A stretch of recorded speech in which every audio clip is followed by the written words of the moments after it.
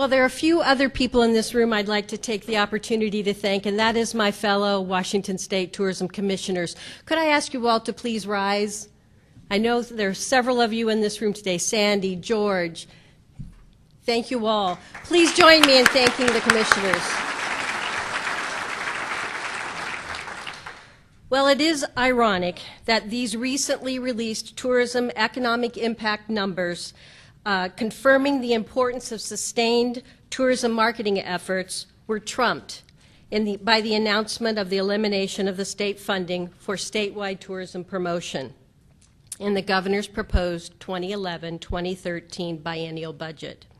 The elimination was not completely unexpected. That being said, it was certainly sooner than anticipated.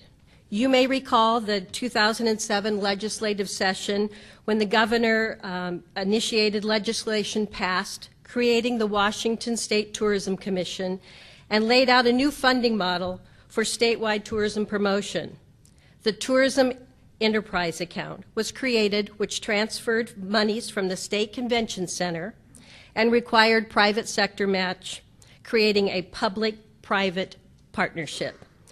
The legislation also established a competitive grant program.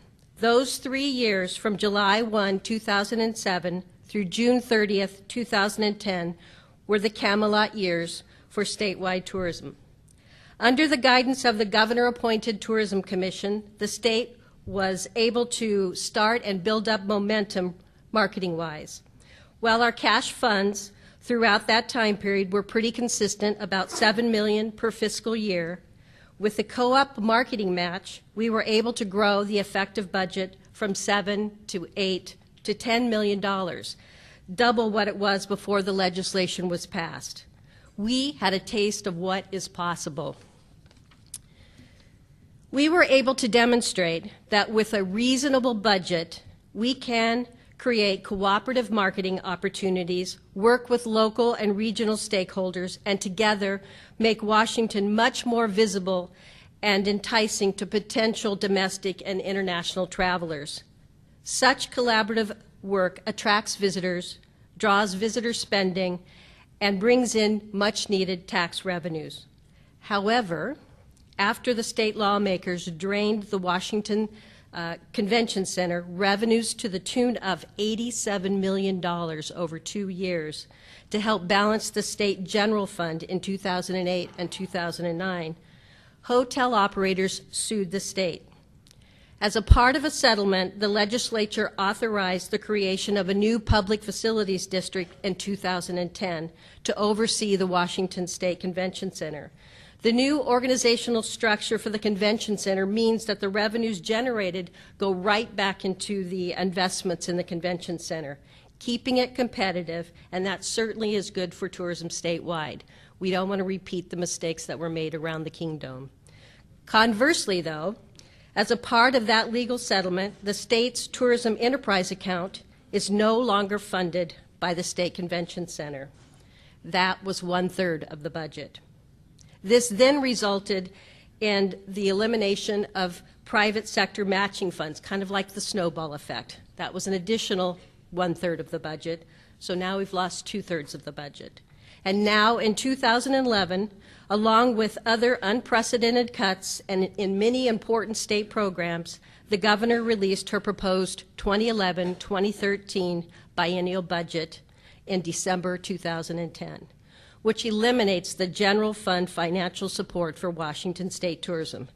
That would be the remaining 1/3 of the budget.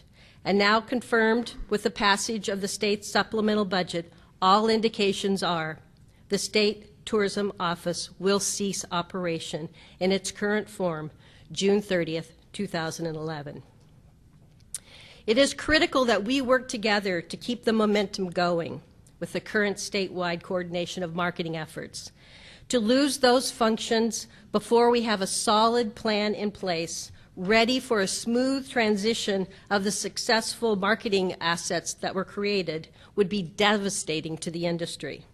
I'm sure everyone in this room here today can appreciate that the time devoted for developing the funding and a new organizational structure of such an entity takes time to be successful.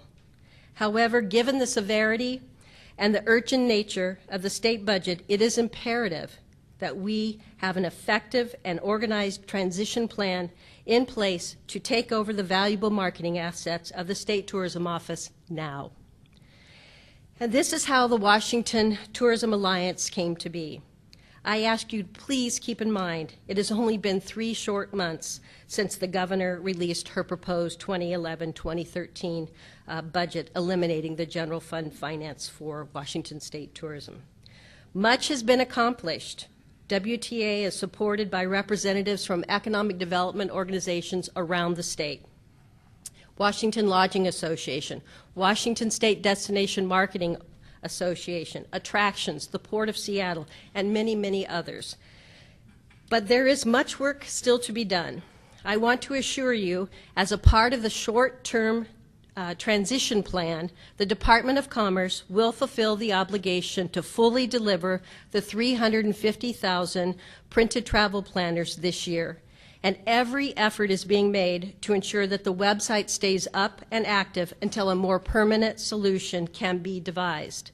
It is essential that Washington Tourism Alliance and you, our industry partners, work together for this short-term transition necessary to preserve the valuable assets, marketing assets, that took years to acquire and develop, while we also look for that long-term sustainable funding solution.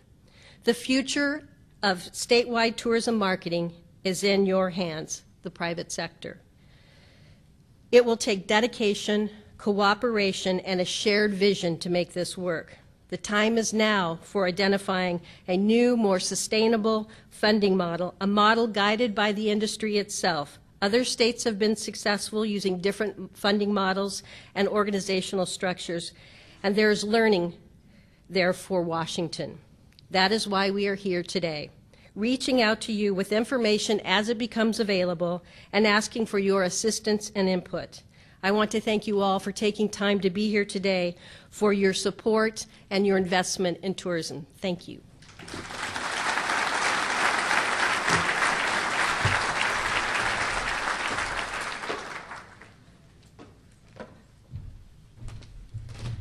Good morning. My name is Tammy Blunt, and I am with the Tacoma Regional Convention and Visitor Bureau. I think most of my board is in this room, and I am so proud of that. I volunteer for a number of organizations, but I have to tell you that the work of the Washington Tourism Alliance is the most inspiring to me, and there are a number of reasons for that. We have been dealt some great adversity recently as an industry, but with adversity comes opportunity. And while we're suggesting solutions that make sense for Washington, there are a few select others that have made some really great trailblazing moves, and they're going to talk to us today. But before I introduce our speakers, I'm going to take advantage. You can't let an opportunity like this pass by. I have a camera here, and I'm going to post all y'all on Twitter. So I'm going to go around the room, and I would like for this part to say, "Tourism matters." Tourism matters. Yay. All right, middle section. Tourism matters. Tourism matters. Little sad. Okay. More enthusiasm from this part of the room, please. Ready? Tourism matters. Tourism matters. Good job. Give yourselves a hand. So, about our trailblazers. It's my pleasure to introduce our guest speakers this morning. Mike Gallagher is co-CEO of CityPass, and like many of us, he wears many hats. Mike has a wealth of experience as both a theme park executive and a tourism leader. He launched CityPass in 1997, and since then has grown the program from 2 cities to 10. In addition to CityPass, Mike is a founding commissioner of the California Travel and Tourism Commission. I have great advertising envy. He currently serves as the vice chair of marketing for that organization. He is a former chair of the California Travel Industry Association. He sits on the board of directors for the San Francisco Travel, which is San Francisco CVB. He is an executive committee member of the U.S. Travel Association and was involved in the passage of the 2010 Travel Promotion Act and the creation of the new Corporation for Travel Promotion. Mike just this year received the Hall of Fame Lifetime Contribution in Tourism Award from the Pacific Area Travel Writers Association International, and he made time for us today. Ron Peck has been president and COO of the Alaska Travel Industry Association for 8 years. Ron has a substantial and diverse travel and tourism background spanning 33 years. That was in your bio, so it was okay for me to share that part, right? Okay. His travel career began with Alaska Airlines in Juneau in 1977. In 1996, he went to work as Director of Sales and Marketing for Princess Tours and Princess Alaska Lodges, and immediately before joining ATIA, A-T-I-A, Ron served as Director of Sales and Marketing for, how do we say that? Alyeska Resort. Ron serves on the board of directors for the U.S. Travel Association, the Alaska Medallion Air Safety Foundation, and is also a member of the National Parks Conservation Association Alaska Region. Now, I don't want you to panic because neither of our speakers are going to ask if you have any questions during their presentation, but they are, after the break, going to participate on our panel. So you will have an opportunity to ask them questions after they're done. So, all of that being said, please welcome our distinguished guests, starting with